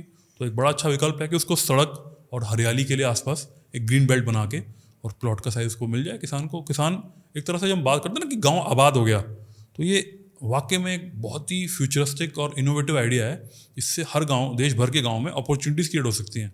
जब एक पूल बनेगा, residential area, industrial area, commercial area, तो फिर अनप्लान्ड कंस्ट्रक्शन नहीं होगा। अनप्लान्ड जो हम बात करते हैं, दिल्ली में आपने बताया मुखर्जी नगर में हो गया। क्या मुखर्जी नगर रहने के लिए नहीं बनाया गया था? जब वो रहने के लिए बनाया गया तो वहाँ पे कोचिंग इंस्टीट्यूट कैसे बन गए? तो इलीगल है ना। तो मैं चाहता हूँ भविष्य में अगर हमें कुछ अच्छा करना है तो सर्टिफाइड चीज़ें होनी चाहिए कि यहाँ रहा जाएगा, यहाँ व्यापार किया जाएगा, जो कि पहले होता था। हमारा ट्रेडिशन क्या कहता है, किसान खेतों में खेती करता है ना, घर में थोड़ा खेती करता है। घरों में रहेगा, घेर में अपने पशु रखता है। तो उसी तरह की जोनिंग की हम बात करते हैं ना, ये जोन 1 है, ये 2 है, 3 है, वो गांव में लेके आना चाहिए। क्योंकि देश के जो बेशरम अर्बन प्लानर्स हैं ये आने नहीं देंगे। ये सरकार के साथ काम करके है, जो अंग्रेज़ी विदेशों से जो मॉडल लेके आ रहे हैं ये लोग, ये चाहते हैं गांव वो गलतियां करे जो हमसे पहले 150 साल पहले, 60 साल पहले विदेशों में हो चुकी है। उन सोल्यूशंस को यहाँ के व्यापार के थ्रू मार्केट कर रहे हैं, देश को बर्बाद कर रहे हैं। हम यहाँ के देशवासी हैं, नेटिव हूँ, इसीलिए मैं इस बात को अच्छी तरह सबके सामने रख सकता हूँ। क्योंकि सच्चाई सबके सामने देखने को है। ये मिक्स लैंड यूज़ बोलते हो, आया कहाँ से मिक्स लैंड यूज़? ये तो व्यापारियों ने क्रिएट किया है कि नीचे दुकान बनाएंगे, ऊपर रह लेंगे। जब सड़क की चौड़ाई इतनी नहीं है कि व्यापार हो सके, कब तक आप देश को बर्बाद करोगे ऐसे उदाहरणों से? दिल्ली देश की राजधानी में गलत हो रहा है, आप यही गलत आप चाहते हैं कि देश भर में हो जाए? नहीं, मिक्स लैंड यूज़ तो काफ़ी सक्सेसफुल है वेस्ट में तो। वेस्ट में सक्सेसफुल है क्योंकि जो मिक्स लैंड यूज़ अलाउ किया गया, जैसे कनॉट प्लेस है, हाँ, क्या देश भर में दूसरा कनॉट प्लेस बन पाया? राजेंद्र नगर बात करते हैं ना, कोचिंग सेंटर्स, मुखर्जी नगर, वो लीगल नहीं है। वो तो लोगों को रहने के लिए मकान दिए गए थे, तो उन लोगों ने इंस्टीट्यूट बना दिए वहाँ पे। इंस्टीट्यूट बनाए तो वहाँ प्राइवेट व्हीकल्स के लिए स्पेस तो है ही नहीं। जो वो बिल्डिंगें, क्या वो कंपैटिबल हैं कि यहाँ पे प्राइवेट व्हीकल्स की स्पेस मिल वो सके? तो कहीं पे भी नहीं है दिल्ली में। जिनके कोठियाँ हैं उनके भी तो गाड़ियाँ बाहर ही खड़ी होती हैं। यही तो कारण है ना कि जो मकान 1950-60 के दशक में बनाए गए थे ना, 70 में, कुछ जनता फ्लैट थे गरीबों के लिए, कुछ HIG, MIG, LIG बोलते हैं, low income group, mid income group, high income group. इनमें सर्टिफाइड था इतना एरिया आपको पार्किंग के लिए छोड़ना है, ये आपका सेटबैक है। सब ने गलतियां की हैं, सब ने वो कवर कर लिया एरिया, इसीलिए गाड़ियां खड़ी नहीं होती। और ये मैं नहीं कह रहा, सरकार के दस्तावेज कहते हैं। ये सरकार ने जो फ्लैट बनाए थे, पार्किंग की जगह छोड़ी गई थी ना, उन लोगों ने फ्लैट वहाँ एक और कमरा बना दिया, अपने व्हीकल सड़क पे खड़े कर दिए। ये सच्चाई है। गांव में तो गाड़ियाँ थी ही कहाँ। तो अब मैं गांव वालों को पहले गलत नहीं बोलूँगा ना। गांव वालों ने तो मजबूरी में मकान बनाए, क्योंकि जब उनकी ज़मीन चली गई, उनके पास सोर्स ऑफ इनकम नहीं था ना। तो उनके पास, जिसके पास जैसी ज़मीन थी उसने दुकानें बनाई, किसी ने मकान बनाए, कमरे के ऊपर कमरे बनाए। क्योंकि सरकार ने सोशल हाउसिंग नहीं दी देश में। दिल्ली में जो गरीबों के लिए मकान थे वो तो गाँव वालों ने बना के दिया ना। तो यूथ आता है दिल्ली में पढ़ने के लिए, सबसे पहले कहाँ जाता है? मकान ढूंढता है, यही तो ढूंढता है। आप 90 के दशक में किसी भी व्यक्ति से पूछ लीजिए दिल्ली में आया हो, कहाँ रहा हो, वो गांव का उदाहरण देगा जी मैं उस गांव में रह लेता था, 2 मकान 2 कमरे किराए पे लेके। वो तो अब जैसे जैसे मार्केट का पैसा अच्छा आ रहा है, नौकरियों में अच्छी तनख्वाहें मिल रही हैं, तो लोग फ्लैट्स अफोर्ड कर पा रहे हैं। अदरवाइज कौन कर पाता है फ्लैट अफोर्ड दिल्ली में, बॉम्बे में?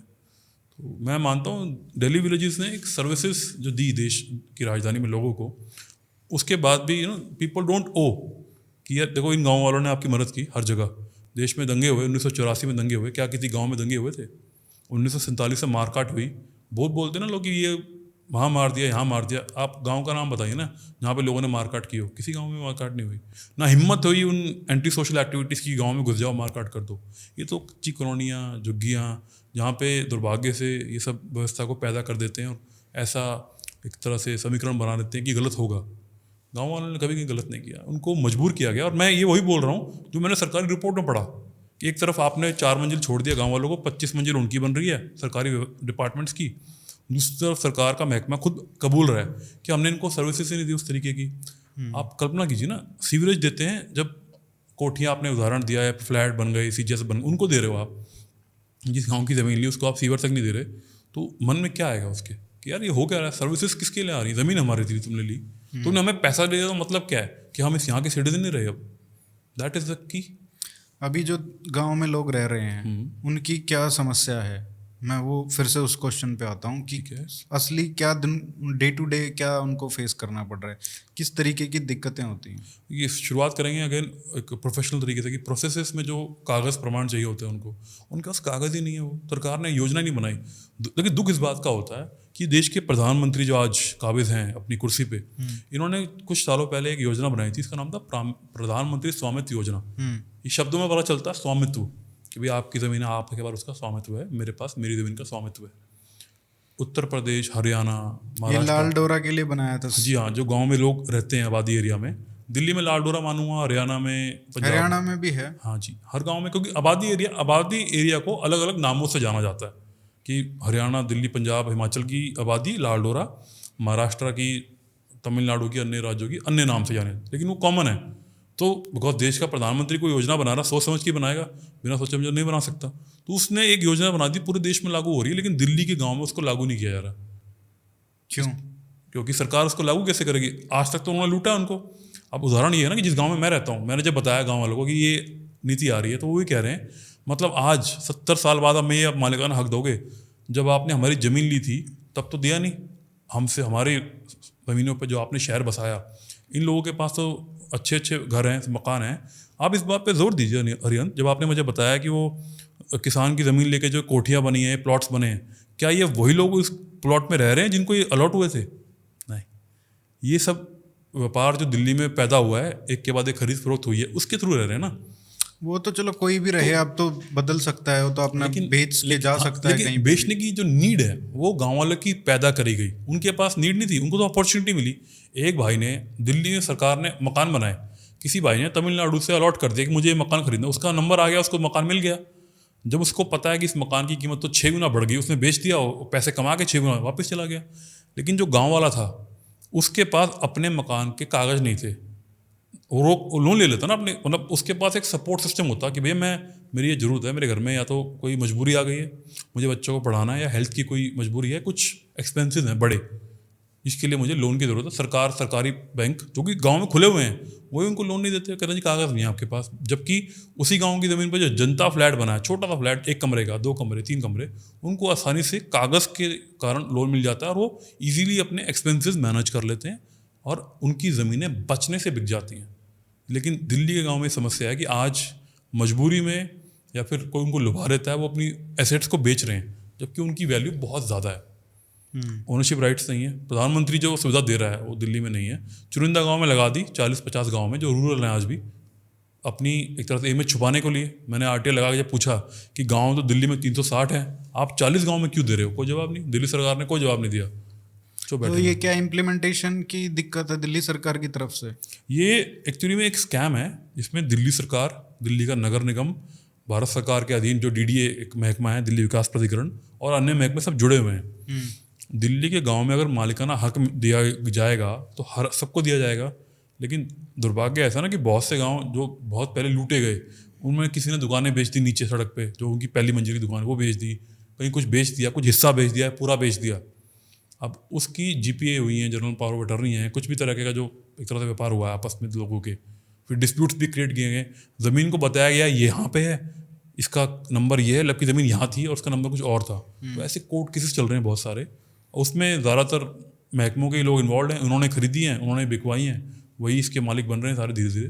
तो उससे बचने के लिए एक तरह से ये जानबूझ के ये पॉलिसी को इम्प्लीमेंट नहीं करना चाहते, बिकॉज अगर ये इम्प्लीमेंट हो गई, अगर लोगों के पास अपनी ज़मीन का कागज़ आ गया तो फिर उनको परेशान कैसे करेंगे ये लोग?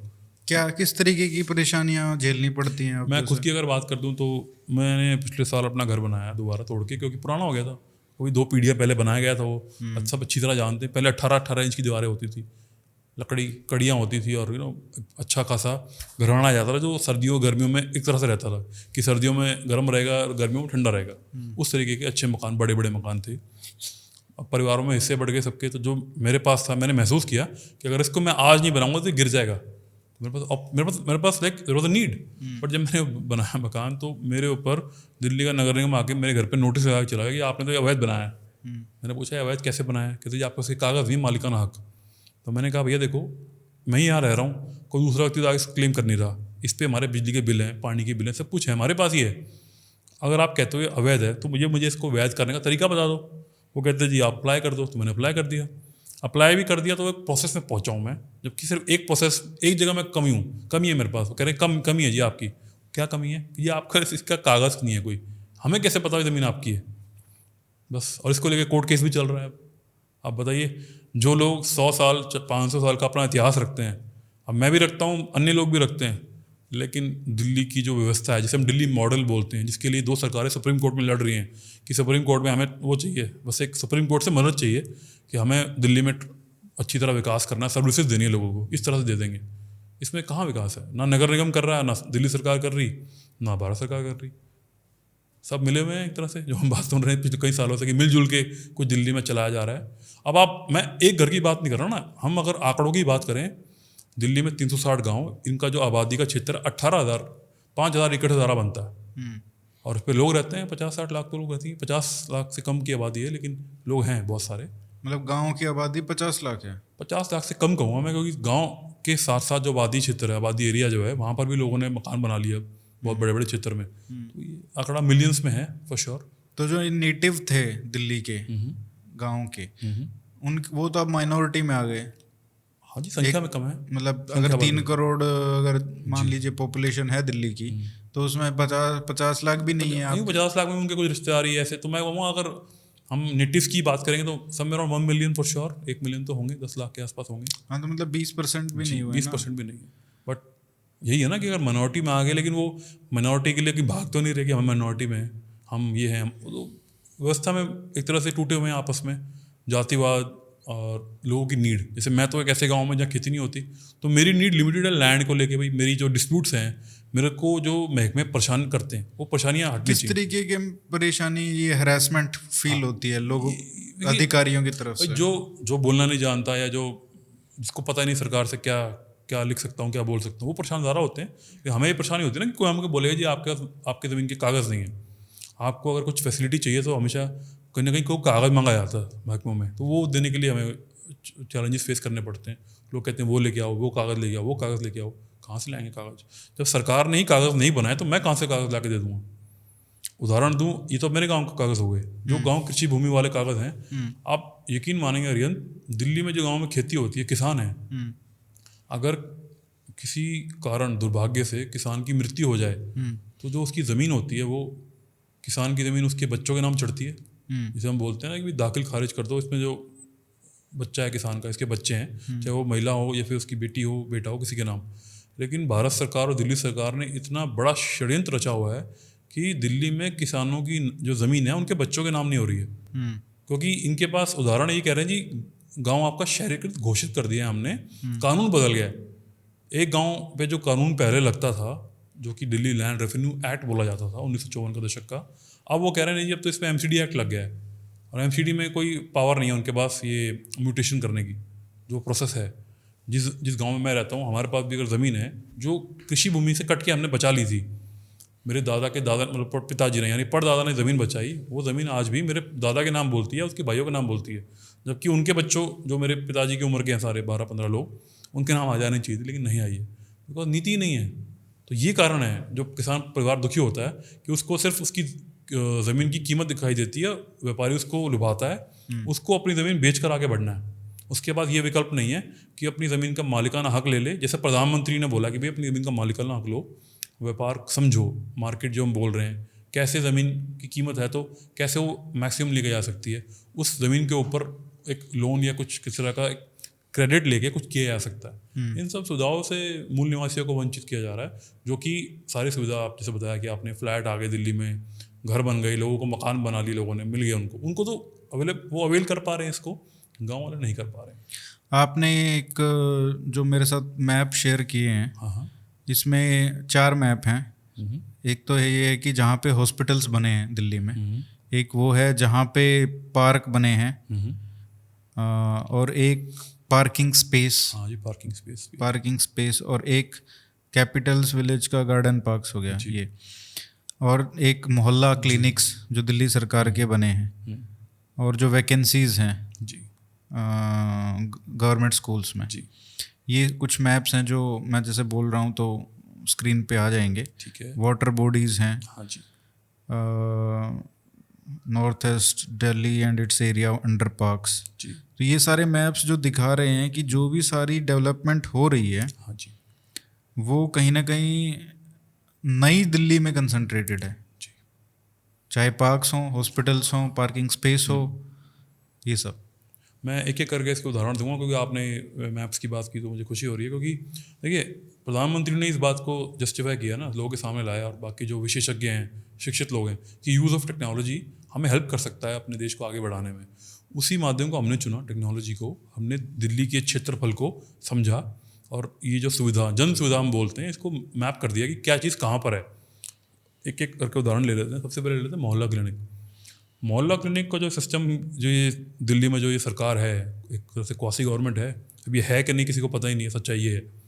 ये कहती है कि हमने मोहल्ला क्लिनिक बनाया दिल्ली में। सच्चाई ये है कि जब हम दिल्ली के गांव के माध्यम से इसको समझने की कोशिश करेंगे, गांव की सीम, जिस गांव में मोहल्ला क्लिनिक है ही नहीं, तो आप कैसे कह रहे हो कि आपने हर जगह दिल्ली मोहल्ला क्लिनिक बनाए हैं, जबकि खुद ही कह रहे थे ना 5000 से ज़्यादा की आबादी होगी तो मोहल्ला क्लिनिक बनाएंगे। मैं ऐसे गाँव में अच्छी तरह लोगों को जानता हूँ जहाँ आबादी 10,000 से भी ज़्यादा है, वहाँ मोहल्ला क्लिनिक नहीं बनाया। पहला उदाहरण ये। गांव का नाम दरियापुर कला है, नांगल ठाकरान है, बहुत से गाँव ऐसे।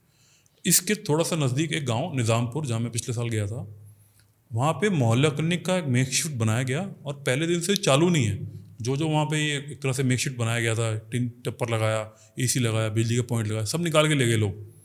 उसको जब मेन स्ट्रीम में लाया गया पिछले साल एक अखबार के माध्यम से, तो दिल्ली सरकार इतनी बेशरम, इसके जनप्रतिनिधि इतने बेशरम कि वो ये कह रहे हैं ये तो हमारी लिस्ट में है ही नहीं, जबकि वहाँ उद्घाटन करने वो मंत्री गया था जो जेल में है आज। तो इससे ज़्यादा मैं क्या बोलूँ, 2 उदाहरण बड़े पावरफुल उदाहरण हैं, मेरी आंखों देखें इसलिए मैं कह सकता हूँ। नक्शा मेरे सामने है, दिल्ली का एक बड़ा क्षेत्र जहाँ पे है ही नहीं मोहल्ला क्लिनिक, तो आप झूठ बोल रहे हो। आपसे बड़ा झूठा कौन होगा जो कहते हैं हमने तो पहुँचा दी, एजुकेशन रेवोल्यूशन है, हेल्थ रेवोल्यूशन है। सच्चाई नहीं है। इसको सेकेंडली देखेंगे अस्पताल के माध्यम से। दिल्ली में ऐसे गांव हैं जिन गांवों ने 40-50 साल से अपनी ज़मीन मुफ्त में दी थी सरकार को, भैया अस्पताल बना दो, ज़रूरत है, हमारी भी ज़रूरत पूरी होगी, सबकी ज़रूरत पूरी होगी, इसका फ़ायदा हम भी ले सकते हैं क्योंकि हमारे गांव में बना है, और जो दिल्ली में आ रहा है कहीं बाहर से आ रहा है वो भी ले लेगा, कोई राजनीति नहीं। जॉन्टी से शुरुआत कर लेते हैं। जॉन्टी गांव जो कि ऐतिहासिक गांव है, इस गांव ने भारत को मदद की है, भारत की। इस गांव ने आज से 40-50 साल पहले ज़मीन दान दी थी भारत सरकार को, दिल्ली सरकार के माध्यम से, दिल्ली एडमिनिस्ट्रेशन के माध्यम से, कि हमारे गांव में अस्पताल बना दो। 40-50 साल गुजर चुके हैं, आज तक उस गांव में हॉस्पिटल नहीं बनाया। मैं ऐसे गांव से आता हूं जब गांव की ज़मीन लेके सरकार ने विकासपुरी बना दी, विकास कर दिया। 40 साल गुजर चुके हैं, जो ज़मीन चिन्हित की गई थी यहाँ अस्पताल बनाएंगे, आधी ज़मीन तो कब्जा हो चुका है, जो दिल्ली में आके लोग कब्जा करते हैं, जो गुजौड़ी बसा लेते हैं, आधी ज़मीन खाली पड़ी, अस्पताल नहीं बना है। ऐसे 16 गांव हमने आइडेंटिफाई किए हैं सरकार के रिकॉर्ड के माध्यम से, जहाँ पे ज़मीन एक तरह से ईयर मार्क्ड है कि यहाँ अस्पताल बनेंगे, जबकि नहीं बनाए गए हैं। और ये जो सरकार है जो ये घोषणाएं कर रही है कि हम अस्पताल बना रहे हैं, ये अस्पताल जो आज से 20-30 साल पहले बनाए जाने थे वो अस्पताल है इक्का दुक्का जहाँ बन रहे हैं। क्यों बनाए दे रहे हैं? क्योंकि एक तो वहाँ पे आसपास कच्ची कॉलोनियाँ बहुत ज़्यादा हैं, यानी इनका वोट बैंक है। तो उस वोट बैंक को सिक्योर करने के लिए अगले साल या 2 साल बाद प्रमोशन करने के लिए, एडवर्टाइज करने के लिए हमने अस्पताल बनाया है। मतलब 2-4 अस्पताल बना के 16 अस्पताल जो आप नहीं बना रहे, क्या जस्टिफाई कर रहे हो आप? अगर हम आंकड़ों की ही बात कर लें, दिल्ली सरकार और विदेश के जो WHO वो खुद कहता है 1000 लोगों पे 5 बेड 7 बेड होने चाहिए। दिल्ली की जनसंख्या 3 करोड़ से ज़्यादा है, कितनी 1000 बेड चाहिए हमें, और बना ये लोग 4-5 अस्पताल रहे हैं। तो हम तो दिल्ली का जो ये आपने बताया कि माइनॉरिटी में गांव हैं, ये माइनॉरिटी के लोगों ने आपको मुफ्त में ज़मीन दी है कुछ बनाने के लिए। ज़मीन की कमी नहीं है दिल्ली में, लेकिन सरकार जानबूझ के अस्पताल नहीं बना रही है, क्योंकि उनको पता है हमारा तो एक तरह से बिजनेस है। जहाँ हमारी वोट पक्की होगी वहाँ अस्पताल बनाएंगे हम, जहाँ वोट पक्की नहीं होगी क्यों बनाएंगे? जॉन्टी में क्यों नहीं बनाते हैं? 5-6 हज़ार लोग रहते हैं, 5-6 हज़ार को कमी नहीं होती एज़ पर गवर्नमेंट रूल। 5,000 से 11 में तो हम टाउनशिप डिक्लेयर कर देते हैं। 5,000 के लोगों को कम 50 बेड का अस्पताल तो दोगे आप, वो तो 1 बेड भी नहीं है। ऐसे ही 10,000 वाली आबादी के जो गांव के लोग हैं उन्हें 100 बेड तो चाहिए। एक बेड, एक मोहल्ला क्लिनिक नहीं है, हम हॉस्पिटल की कैसे बात कर लेंगे? ये सच्चाई है। अपने आप में जो दिल्ली का हेल्थ केयर का रेवोल्यूशन मॉडल है उसको डिमोलिश करता है कि ये सच्चाई नहीं है। कुछ चुनिंदा हिस्से में दिल्ली में बनाए गए हैं लोगों की सुविधा देने के लिए, बट बड़े पैमाने पे नहीं है। तीसरा एग्जांपल, बहुत से ऐसी ज़मीनें हैं दिल्ली में जहाँ वेकेंट ज़मीन है, जबकि वो ज़मीन पे स्कूल बनना चाहिए था। अब आप एक बात मानिए कि जब जिस गांव में स्कूल ही नहीं है वहाँ क्या विकास करेंगे लोग? जहाँ स्कूल बंद पड़े वहाँ क्या विकास करेंगे लोग?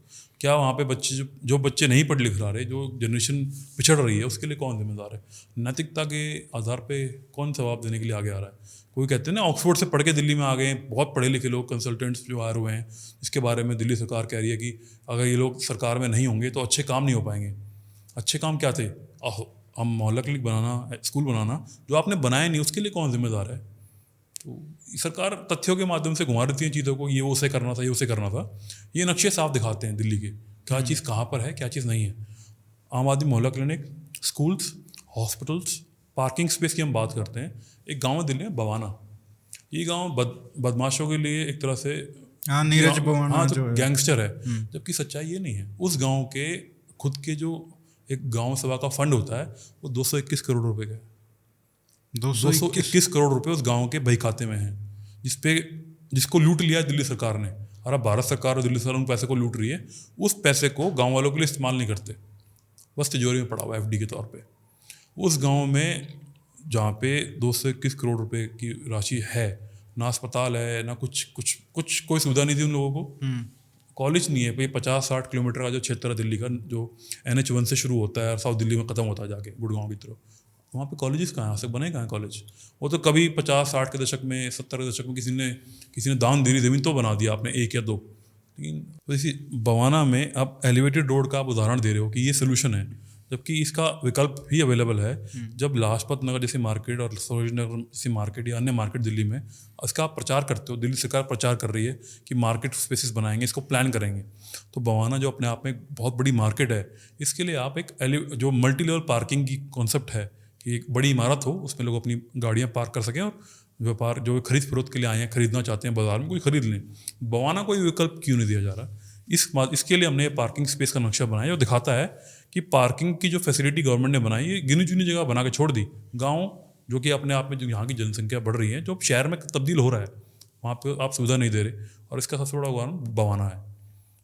बड़ा ही मतलब एक तरह से सवाल उठते हैं ना दिल्ली सरकार पे, जो कि नगर निगम में भी काबिज है, खुद में भी सरकार है, कैसे सोल्यूशंस लेके आ रही है दिल्ली के लिए। जिन कंसल्टेंट्स को ये हायर करते हैं, क्या वही सोल्यूशन दे रहे हैं या विधायक सोल्यूशन दे रहा है या कौन दे रहा है? तो ये उदाहरण था। बवाना के नज़दीक एक गाँव है, गाँव का नाम है बाजितपुर ठाकरान। 2 हफ्ते पहले सुबह रात को 1-2 बजे के आसपास SGM वहाँ पे जाते हैं बड़ी तादाद में पुलिस फोर्स लेके कि वहाँ पे मंदिर बना हुआ है गांव का, देवता का मंदिर, उसको तोड़ देंगे। ये बात सामने आती है और जब हमने तथ्य खोल के देखे तो वहाँ पता चलता है कि जो गांव की, मैंने आपको बताया ना, ग्राम सभा की ज़मीन होती है जो हर गांव में है, और वो ग्राम सभा की ज़मीन सुप्रीम कोर्ट की रूलिंग कहती है गाँव के विकास में यूज़ करो, उनका पैसा उनके लिए इस्तेमाल करो।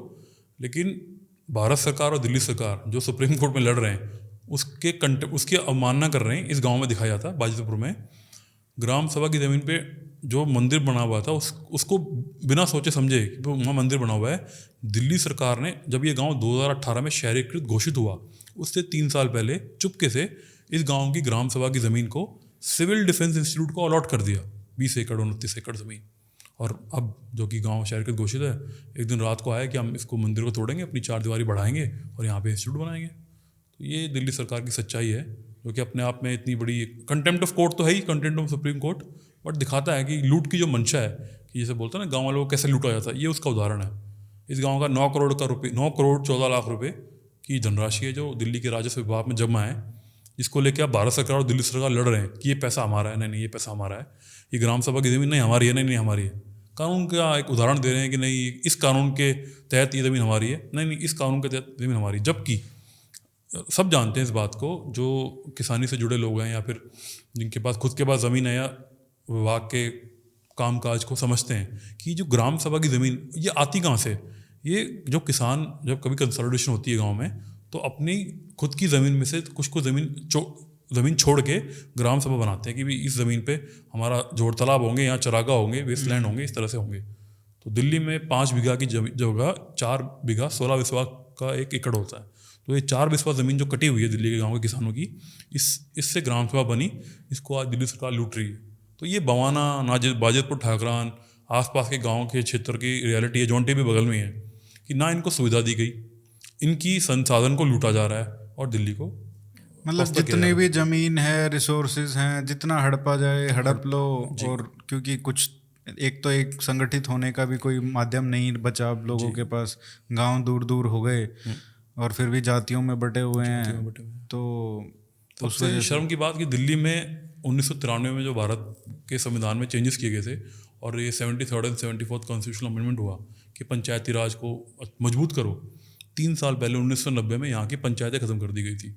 दिल्ली के जो आज LG जो वर्ड सुनते हैं ना, बहुत कॉमन हो गया है। LG का एक नोटिफिकेशन जारी हुआ उसके माध्यम से, जो कि अवैध है। LG को पावर नहीं थी ये करने की, लेकिन दिल्ली के जो किसान थे या प्रधान थे वो इतने शिक्षित नहीं थे ना कि समझ सकते थे ना। उनको कभी किसी ने जो दिल्ली अभी नहीं है पंचायतें, आज भी दिल्ली में 49 गाँव हैं ग्रामीण, बाकी वहाँ पंचायतें नहीं है, इसीलिए ये लूट होती है। तो उनको क्या गांव क्लासिफाई नहीं किया गया? उनको सिर्फ सरकारी कागजों में गांव नाम दे रखा है कि विलेज है ये, लेकिन जो सर्विसेज हैं विलेज में, लोकल गवर्नेंस की हम बात करते हैं कि अगर वहाँ पे एक स्ट्रीट लाइट भी खराब हो जाएगी तो उनको निर्भर रहना पड़ता है महकमों में, जो जिनके दफ्तर उनसे 25-25 किलोमीटर दूर हैं। कहाँ से किसान जाएगा वहाँ पे? अब कोई एक गाँव का प्रधान तो है नहीं, इसकी रिस्पॉन्सिबिलिटी है, किसी घर के आगे हो गई तो उसी की मजबूरी है, कोई मदद नहीं करेगा उसकी। जैसे आपने खुद ना जातियों में बटे हुए लोग, ये बटे नहीं थे, तो सरकार ने ऐसी व्यवस्था पैदा की ये बट गए। बल्कि जबकि इसका विपरीत देखिए ना, दिल्ली में तो बहुत सी अलग अलग जातियों के गांव आपस में आसपास में हैं, तो कैसे काबिज हुए लोग? अपने आप में इतिहास है, हिस्ट्री है, जिसके बारे में लिखा नहीं गया। एक तरफ एक जाति का गाँव और सड़क के दूसरी तरफ दूसरी जाति का गाँव, और ये आपस में रह रहे हैं, इनके संबंध हैं, अच्छे खासे संबंध हैं, चाहे रिश्ते नाते ना हो, लेकिन रिश्ते नाते उधर रहते तो हैं और अच्छी तरह रहते हैं, पीसफुली रहते हैं, सदियों से रह रहे थे। इनकी हिस्ट्री गायब कर दी इन लोगों से।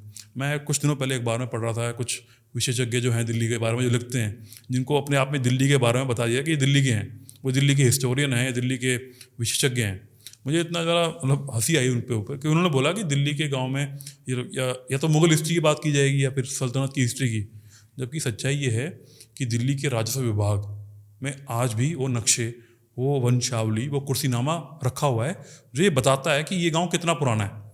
यानी अगर 400-500 साल पहले जिस गांव से मैं आता हूँ अगर वो है, या उदाहरण दूँ ककरोला गांव का, दिल्ली का ककरोला गांव है जहाँ जिसके आसपास एक कच्ची कॉलोनी उत्तम नगर बसी हुई है और एक बड़ा हिस्सा द्वारका का भी है जो अपने आप में एशिया की सबसे बड़ी प्लांट कॉलोनी है। इसी बीच में है ककरोला गाँव का। इस गाँव के एक बुजुर्ग जो आज हमारे साथ नहीं है दुनिया में, लेकिन उन्होंने मुझे अपने गाँव का कुर्सीनामा दिया था। जब उसको मैंने खोला, मैं आपसे शेयर करूँगा, वो 25 फुट लंबा है। वो 25 फुट का एक चार्ट पेपर है, उस पर एसडीएम की मोहर लगी हुई है और लिखा हुआ है ऊपर गाँव का कुर्सीनामा, और उसके नीचे ना फारसी लिखी हुई है। मैंने एक उर्दू के व्यक्ति को दी थी कि आप पढ़ के बताओ क्या लिखा। कहता जी उर्दू नहीं, फारसी है। तो जब धीरे धीरे लोगों से बातचीत करना शुरू तो हमें पता चला कि दिल्ली के राजस्व विभाग में ये सब रखा हुआ है, हमारे गांव का इतिहास, कौन सा गांव कब बसाया गया था, किसने बसाया। यानी अगर मेरे पिताजी के 10 पीढ़ी पहले कोई व्यक्ति हमारे गांव में आया था, इसने गांव बसाया, उसका नाम लिखा हुआ है। लेकिन इस इतिहास से, इस प्राउड मूवमेंट से, इस मोटिवेशन से कि मुझे पता हो मेरी रूट्स कहाँ हैं, मेरी जड़ें कहाँ हैं, तो ये कोई भी एक्सेस कर सकता है? जी नहीं, मैं गया इस गांव में, इस दिल्ली के विभाग में कि मुझे अपने गांव का कुर्सीनामा दे दो। देते ही नहीं, कहते वो फॉर्म भर के लाओ। जो फॉर्म देता हूँ कहते नहीं आपको कुर्सीनामा नहीं दे सकते, आपके परिवार के बारे में बता सकते हैं कि आपके परिवार के पास क्या पहले था। जब मैं कहता हूँ भाई हाँ ये तो हमारे पूरे गाँव के लिए, तो दे दो आप। हमने सरकार को लिखा, दिल्ली सरकार को, कि भैया ये गाँव के कुर्सीनामे जो फारसी में हैं, अगर आप डिस्ट्रॉय हो गए तो आप तो हमसे बड़ा इतिहास छीन लोगे, हम कहाँ जाएंगे फिर फारसी। तो उसको डिजिटाइज क्यों नहीं कर देते? ये दिल्ली सरकार की कमी है। उन्होंने अपने मतलब के लिए तो सब डिजिटाइज करके वेबसाइट बना दी, लेकिन हमारे गाँव कुर्सीनामे आज भी डिजिटाइज नहीं किए, उनको ट्रांसलेट भी नहीं किया। सब फारसी में है ना, हर कोई तो पढ़ नहीं सकता उसको, उर्दू में है या फिर किस में है। अगर फारसी में नहीं उर्दू में भी होगा, हिंदी में या अंग्रेजी में नहीं है। यही एक कारण जो इसमें आपने मुझसे सवाल पूछा ना कि अगर दक्षिण भारत में कोई रहता है, बेंगलोर बम्बई कोई रहता है, उसको कैसे पता चलेगा। तो हमने कहा था ना भाई गाँव के जो मुख्य द्वार हैं, जब दिल्ली का इंडिया गेट है, बम्बई का गेट ऑफ इंडिया है, जब हमें पता है कि दिल्ली शहर गाँव की ज़मीनों पर बस रहा है, तो गाँव के मुख्य द्वारों पर ये कुर्सीनामे को होने चाहिए, एक तरह से पत्थर पे गड़े होने चाहिए ना, हिंदी में भी हो अंग्रेजी में भी हो, ताकि लोग पढ़ सकें। अब देखिए दिल्ली में एक पत्रकार है जो अमेरिका गए कुछ साल पहले, वो काफ़ी विशिष्ट पत्रकार है, नाक प्रोडी उनकी ऐसी हो जाती हैं बोलते हैं। तो कहते हैं कि न्यूयॉर्क में मैं गया, वहाँ मैंने देखा कि जिन किसानों की ज़मीन पर न्यूयॉर्क बसाया गया उनका सब हिस्ट्री वैसे सब कुछ है, लेकिन ये पत्रकार इतने सालों इतने बरसों दिल्ली में बैठे रहे, इन्होंने कभी एक बार भी ये नहीं बोला कि ये गांव की ज़मीन पर जिस पर दिल्ली बसाया गया है, या पटना साहिब जो पटना साहिब बढ़ गया है, या रांची जो रांची से न्यू रायपुर न्यू रायपुर हो गया है, लखनऊ बढ़ गया है, बेंगलोर बढ़ गया है, हैदराबाद बढ़ गया है। देश में कहीं ऐसी जगह नहीं जो नहीं बढ़ी हो गाँव की ज़मीन पर। उन गाँव वालों को इतिहास को उनसे छुपाया जा रहा है, जो अपने आप में एक सोशली कोहेसिव सोसाइटी नहीं बनने दे रहा शहरों को। शहर को अगर इक्वलिटी लानी है, वहाँ पे इंक्लूजन लाना है, तो सिर्फ बात पैसे की नहीं हो सकती ना, व्यापार की। वहाँ पे उनके कल्चर की बात हो, उनकी हिस्ट्री की बात हो, उनकी सोसाइटी की बात हो। एक उदाहरण दे देता हूँ जो अपने आप में पावरफुल उदाहरण है।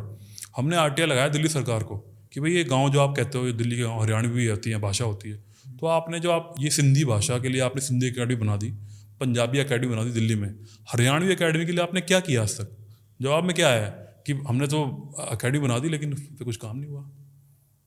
तो ऐसी सरकार दिल्ली में चल रही है जो खुद, जबकि मुख्यमंत्री खुद हरियाणा से यहाँ आया हुआ है, तो जब वो यहाँ आके ये कर रहा है तो भगवान अगर हरियाणा में जाके क्या करेगा वो। इससे अलग क्या कह सकता हूँ। चलिए इसको कोई सुने और किसी तक पहुँचे, जिसके हाथ में डिसीजन मेकिंग पावर है या जी कुछ है, तो वो सुने, और गांव के लोग खुद सुन के इसको थोड़ा संगठित हों जी, तो कुछ बदलाव आ सकता है। युवा भी जो हैं, जो देखिए एक बात युवाओं के मन में जो हम देश भर में देख रहे हैं, माफ़ी चाहता हूँ आप तो 2 मिनट ले रहा हूँ, लेकिन सच्चाई ये है ना कि देश की राजनीति या फिर जो मेन स्ट्रीम चल रहा है, या तो वो किसी राजनीतिक परिवार के इतिहास के बारे में बात करेंगे, अपने इतिहास से तुमको मतलब नहीं है।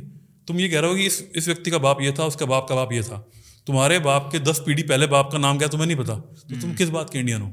सो I want to stop with that. Thank you भाई, थैंक यू सो मच।